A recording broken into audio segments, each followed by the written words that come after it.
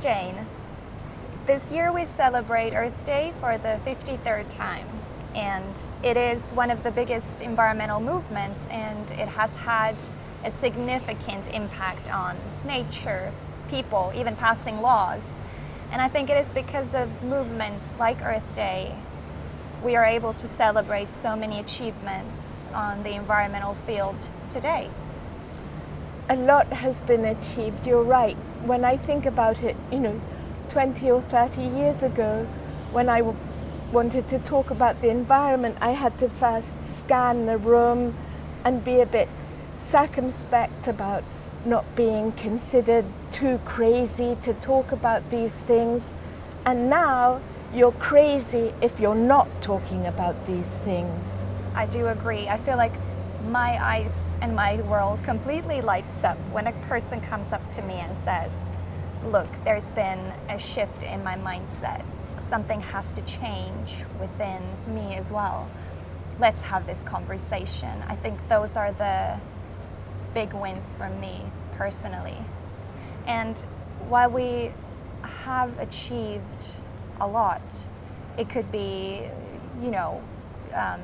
innovating and now heavily investing in renewable energy solutions. It could be the Paris Agreement. Those are all huge environmental achievements. But I do think that everything that we do in our personal lives, even the small things that we do continuously, those are the really big wins and the ones that count in the long run.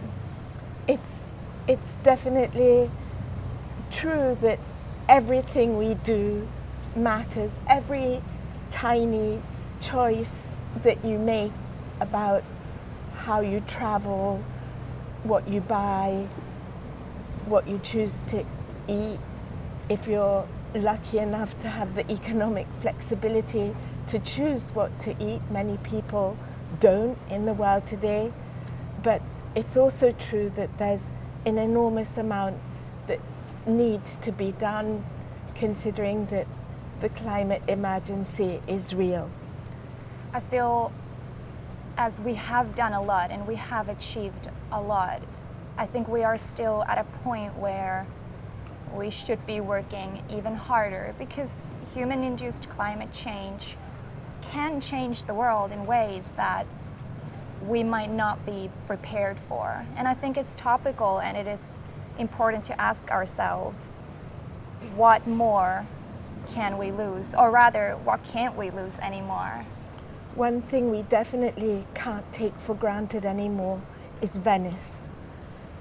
Here we are, in this unique city, in world heritage. Venice isn't just here for the Venetians. Of course, it's the Venetians that care for Venice and know best how to protect it and safeguard it and preserve it. But Venice is here for the world, and if we can't address the climate emergency in time to save Venice, I don't know what that means for the rest of the planet and for humanity in general. It is scary also to think about what the world will be like in the future, and it is so vital that we take those right steps towards a more sustainable, safe world. And I think the beauty of, for example, Earth Day is that no matter what spaces we are in, and while we do realize that we all don't have the same means or privileges, Earth Day, just as other environmental movements, can be celebrated and they can be participated in millions of tiny ways. And I think those are the ones that really count when we go further into the future. And the more people that participate, the better things are gonna go. Earth Day is important as a moment of reconciliation, to review where we've come since last year, where we've come in 53 years, but what we'd like to do by this time next year, for example, or this time in 10 years.